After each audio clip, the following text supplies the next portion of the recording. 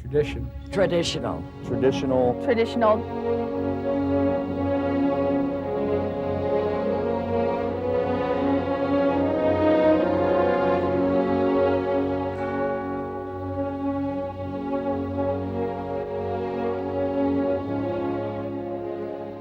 Travel with us today to a classic small town in America and experience the role of traditional values.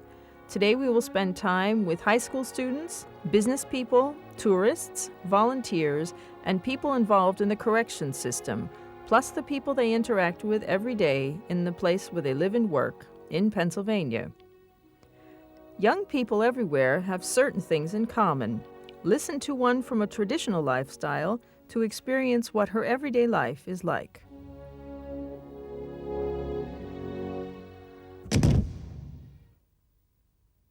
My name is Kaylee McBride. I'm 17. I go to Wellsbury High School, and this year I'm going to be a senior.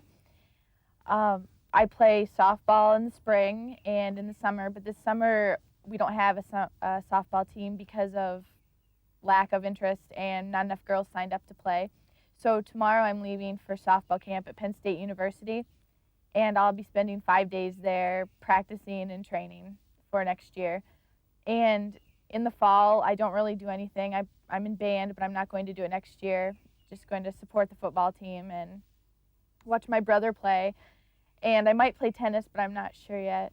And then in the winter, I ski. I'm a certified ski instructor at Denton Hill, and this is going to be my 4th year working there. And my 2nd year, I took this 2-day training course to be professionally certified, and it was 2 days long, and it was an intense workout, and they just checked you on all your skills and your teaching skills and your skiing skills, and I passed that. So I have this little pin now, and I'm professional. Then in the spring, it's softball season, and I played varsity this year and JV the past 2 years.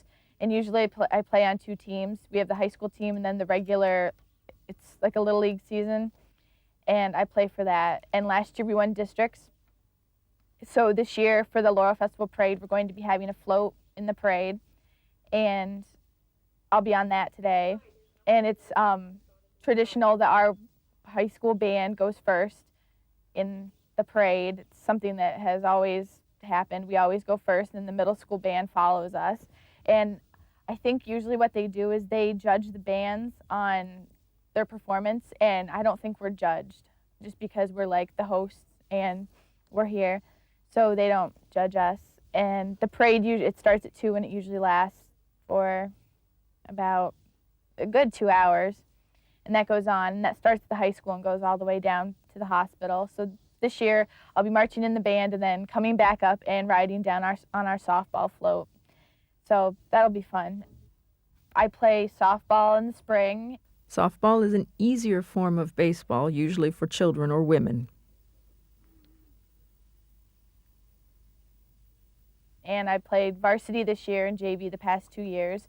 Varsity is the first team for a school, the older people, and JV, junior varsity, is for the younger team, the second team in a school.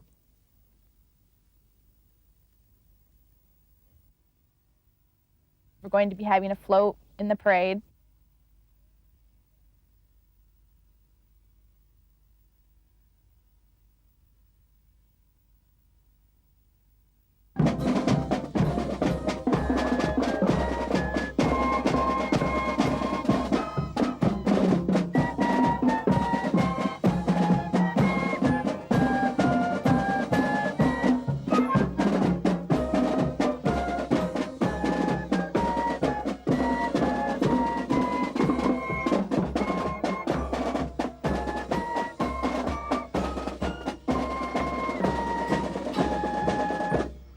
Musicians are performers. That's what we do. We do perform. So enjoy the day. We're the host band. I need time because every year I have to deal with shoes from a visiting band they forgot, or drumsticks, or bells, or something. So I need to be available in the band room. I need you to take care of your uniform. Deal with it. The art room will be unlocked, but the door will be closed. We don't want to advertise it being open. So the first one up will determine where the pile begins, the pants on the left, the sashes on the second row, and the swords on a counter, please, if you will.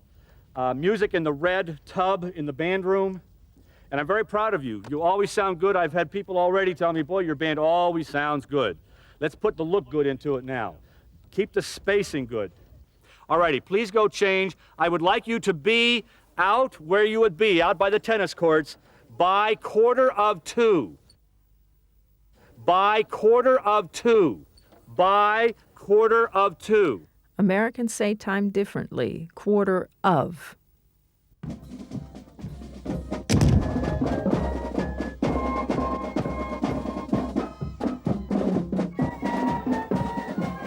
Some rituals can be profitable for the business community and make tourists curious at the same time.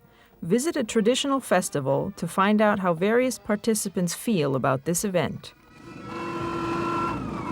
I am Mary Worthington. I'm the Executive Director of the Wellsboro Area Chamber of Commerce, and we sponsor the particular event that's taking place today. It's the 57th Annual Pennsylvania State Laurel Festival. This festival started in 1938 as a promotion for this community. In Pennsylvania, tourism is the second largest industry. That is true also for Wellsboro and Tioga County. We're very dependent on the dollars that we realize from the tourists coming to visit this area. We have found that events in particular are a good way to introduce people to the things we have to see and do here. And so we have scheduled probably 7 events just from this office alone. And other communities also conduct events. The Laurel Festival is a 1-week-long event. The beginning of the week, fairly quiet, low-key. The final weekend, and that's always the 3rd weekend in June, the major events take place, beginning with over 100 arts and crafts, vendors on the green, food concessions. It is traditional for us to work 21 days straight through these 2 events that run back to back. The beginning of the week, fairly quiet, low-key. Low-key is a phrase that's the opposite of overdone, when something is quiet. Arts and crafts, vendors on the green. Vendor is a person who sells goods, also vending machines. Roll on the ground, boys, roll on the ground. Eat soda crackers and roll on the ground. Work on the railroad, $1 a day. Eat soda crackers, wind blown away. Roll on the ground, boys, roll on the ground. Eat soda crackers and roll on the ground.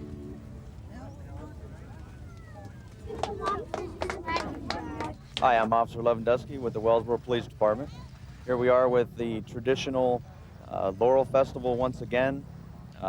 Wonderful activities out here. And just without the festival, if we're not in the festival, it's back to the regular police routine, which is your basic keeping the streets clean and getting the bad guys out there and protecting the community. I'm Verna Spiegelmeyer from Sillins Grove, Pennsylvania, central Pennsylvania area. And we come to the Laurel Festival for years, and we love it. There's so much to see and do. The crafts and the mountains and the laurel is just beautiful. I'm Beverly Funk. I'm from Sunbury, Pennsylvania, central Pennsylvania also. We come up here because it's great for companionship, fellowship, and just such beautiful scenery. And we're sisters. Yes. I am Mike and Sharon Brunner. We're from Reading, Pennsylvania. We have a cabin nearby, and we come here every year. We love the town, and we'd like to move here someday. Ladies and gentlemen, it's my honor and privilege to present to you the 1998 Pennsylvania Laurel Queen, Miss South Williamsport, Jessica Dean Hall.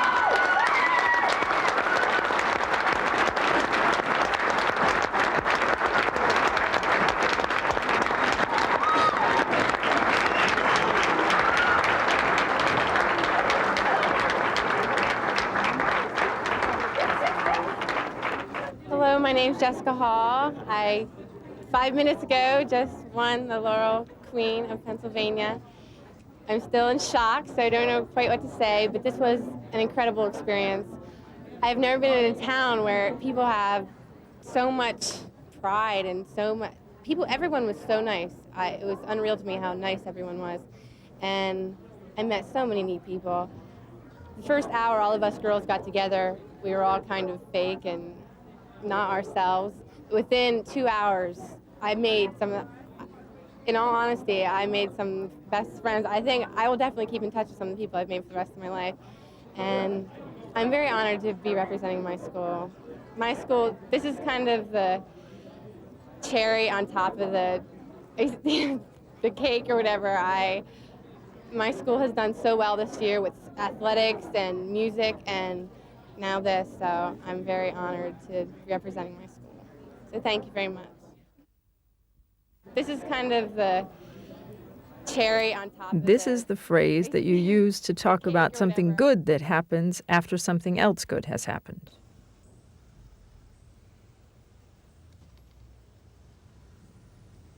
The term traditional in America usually refers to a shorter period of time than in other cultures, but this doesn't mean that it's less important.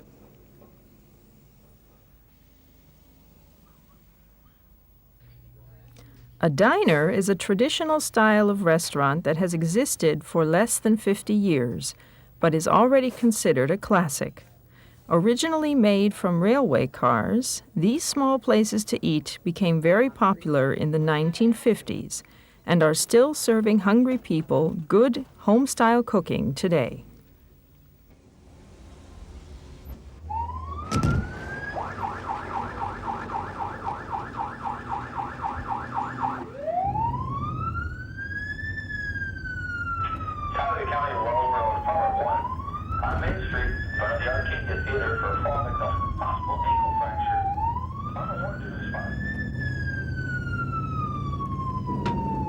Many aspects of a traditional community can only survive because volunteers are interested in making sure they continue.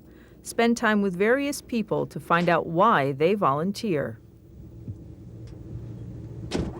How old are you? Any better? Okay, I'm going to take your blood pressure, and then we'll be on our way to the hospital here in a minute. You're going to feel this tighten up on your arm. Okay, Ryan, we got a blood pressure of 132/65 with a pulse of 105. Respirations are 20. I'm a volunteer emergency medical technician with our all-volunteer Wellsboro Ambulance Association. I was working my regular job. I work with the Environmental Protection government with the state and happened to be in Wellsboro when this young lady tripped on the sidewalk and broke her ankle. Since I was available at that time, I, with some other people from our department, made this ambulance call and picked her up in front of the local theater. We applied a splint to her leg, and I'm taking her blood pressure, getting past medical history, such as things like, is she allergic to any medications, is she taking any medications, her last meal, things like that to determine if there might be any problems with her. Then we'll be taking her to the hospital. We'll give our report to the nurses and the doctors at the hospital so that they can take proper care of her.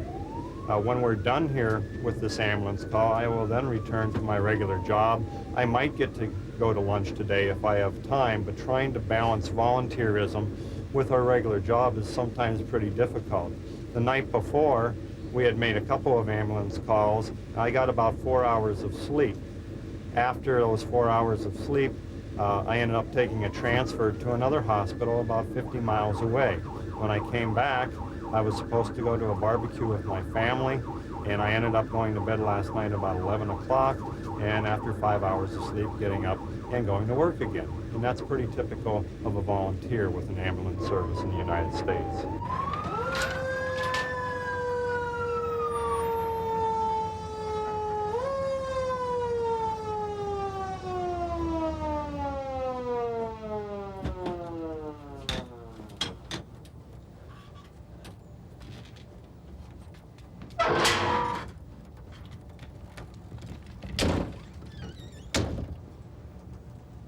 My name is Mark Cooper. I'm from Wellsboro, Pennsylvania, and I'm the fire chief here at Department 1 in Wellsboro. What we do here mainly is rescue and fire. We have approximately 400 fire calls a year and approximately 40 volunteers out of the station that are active. We do anything from snow rescue with snowmobiles to do rescue from fires. We fight fire. And anything that we're asked to do, we do. We've been known to do cat rescues. Anything that the community needs, but we try to do ourselves. We raise most of our own money through a carnival once a year, and the other funding that we get is through the state for the equipment. We have approximately 7 frontline trucks. It's all manned by volunteers. We have different shifts of volunteers because they have to work. So at certain times we have a good turnout, and at certain times not such a good turnout. Volunteer fire organizations in Pennsylvania are a tradition. They've been going on for hundreds of years. We have members here who have their sons in here and their grandsons, and they have all been volunteers. I personally have a son-in-law that's in the department. In the neighboring department, I have an uncle, 4 cousins, and a nephew. During the day, when we're not fighting fires, everybody has their own job or their own life. I personally run a small store out of town, 3 miles out of town. I have 3 grandchildren, 2 children, and a wife. And almost everyone here has another life besides this. But when the alarm goes off, then that's the time that they usually give up that part of the life and devote it to this part. So at certain times we have a good turnout, and at certain times not such a good turnout. Turnout refers to the number of people who meet for a special reason. Hello, my name is David Schultz. I'm the chaplain here at Soldiers and Sailors Memorial Hospital. In addition to being a chaplain, I'm also the coordinator of the volunteer program. We have numerous types of volunteers.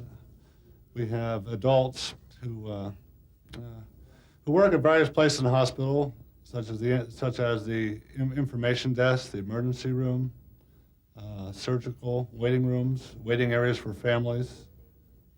They work at different, they even help out on the nursing floors, helping out the nurses, pass meals, doing water pitchers, and, stocking rooms and so forth. A lot of these people are retired, and they don't have anything to keep them busy. And they want to become involved. They've worked all their lives, and now they want to give something back to the community. And they get a satisfaction out of that.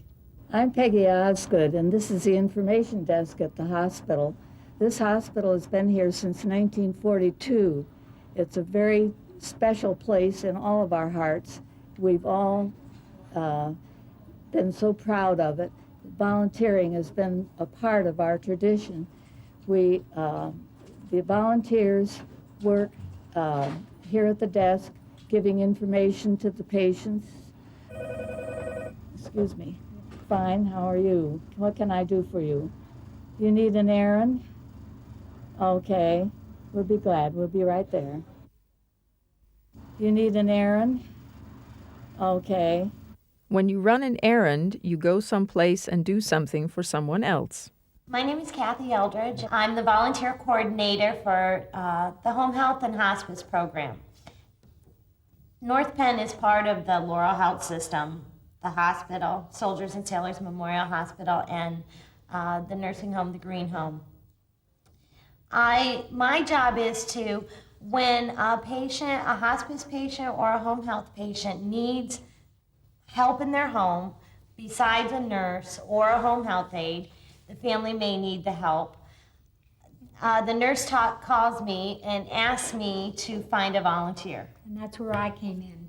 First of all, when I first got into the program, we had to be trained for 6 weeks. Okay, Kathy was the coordinator of that, and she had help training us. So after we got trained, then about 2 weeks ago, I got my first family to go to. And that was kind of interesting. It's an elderly lady who informed us that she's not expected to live. Okay, a couple more months. She's been living for 4. She said 6 all told. It was kind of interesting to be able to relate our training from Kathy to this resident that we have in this private home. I went in with Eileen and introduced her to the family and introduced her on what to expect. And what we do basically, we go in the evening from 4 to 8. We leave a woman that's there during the day. I have a companion who also is trained on this coordinating program with me. And all we do is basically, if she has to have a drink of water or if she wants to eat, we help her eat, take her to the bathroom. She, fortunately for us, is very able to get up with a little care herself, take herself to the bathroom, and we make coffee. And as we were there the second day, she said, I asked her what she would like to do maybe. Is there something she would like to do? She told me she'd like to go to our casino. Now, I'm sure you have casinos in Germany too. I'm not sure on that, but here that's where you go and you put quarters in the slot machine and try and win money. So that, we're going to coordinate that with her family in hopes we'll be able to make her wish. I'm Beulah Palmer. I happen to be a retired nurse, but it's certainly not a necessity for the kind of work that we're doing. I got into the program about 8 years ago after my husband died after a long illness. I was his caretaker at home, and I really felt the need for someone to come in and just give us a little change once in a while and give me a chance to go get my hair done or whatever needed to be done. So I volunteered, and we had a very good training program. And I've had quite a variety of clients that I visited, and I've enjoyed them all. One of the strangest requests that I've had was that I was to take the dog out at the appropriate time and see that he was ready to come back in before I came back in with him. I've done that also. Yes. So we have some unusual things that we do sometime, but it's very interesting work and very rewarding. And it's an elderly lady who informed us that she's not expected to live. Elderly is a polite word used in the place of old. I was his caretaker at home. A caretaker is someone like a nurse who helps a sick person at their home. The American judicial system has not only traditional aspects, but very modern ones as well. Find out about opportunities provided in a county prison nowadays. My name is Ralph Humans. I'm the warden here at Tioga County Prison. That's a rural prison in a rural community in north central Pennsylvania. This prison is designed to hold about 72 inmates. I have a staff of 38 officers. And when we first moved here to this facility, I invited Mansfield State University to provide some GED programs for our inmates. They obliged that request, and we do receive some grants to provide the inmates with some education. I believe that we have a responsibility of care, custody, and control of inmates. And one of those responsibilities is to try to correct the inmate and to steer them in the right direction. And of course, an education is one way of doing that. To provide some GED programs for our inmates. This is a chance for people who didn't finish high school to get a diploma. We have a responsibility of care, custody, and control of inmates. When you have custody over something, you have control and care for them. I'm a retired school math teacher, and I have time, and I'm willing to come over and help. Yeah, I'd appreciate that because we're going over math, and so far the part that I can't understand very well is the ratio and proportions of a problem. Mm-hmm. If it's written out in like a written problem, Yes. I have a hard time understanding where I'm supposed to put my numbers. How many times a week would you like to have me come over to help you? Well, that would all depend on your schedule.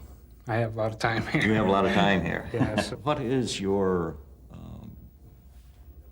goal as you go through this math, and why do you want to continue to study? I think it's important for both of us to think about that.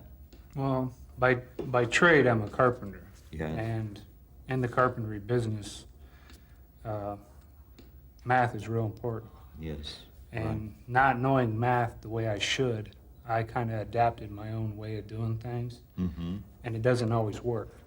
And I kind of go through trial and error. Right. And I want to get more study out of math and learn math and help me get my GED, so when I'm doing carpentry in the future, I'll be able to do the job right the first time, so to speak. And I have some interest of maybe going to college for some a few more courses, and it has to deal with either carpentry or business. Mm-hmm. And since I've started taking the GED with Mrs. Kennedy, it's like learning is fun. You know, this is today's world, and most of our students in our classes have got to make some giant steps forward to get into, you know, a high school education today. And when we get the GED test, we want them to have that kind of a feeling that they're just as sharp as the young kids are. I hope that for myself someday, but I don't know if I'll get there. Well, that's true. Some of them really pick up on the computer. Like I had a student that the actual book learning, he didn't like at all. I mean, he just hated the typical going through the book, doing the math, doing the English, and yet you put him on the computer and he ate that right up. He knew how to do word processing and do a lot of things on the computer that really surprised me. So apparently that was his, if we could make something useful for him on the computer where he would work on his math, and like she had programs. Right. What we did in the classroom, we had a computer lady come in, and she would work on computer assisted education, where they put the disc in, and they worked on their reading, and they worked on their math. Yeah. And that helped him. I kind of go through trial and error. This is a term you often hear for people who try to do something again and again until they're successful. And he ate that right up. This has nothing to do with food. If you eat something up, you really, really like it.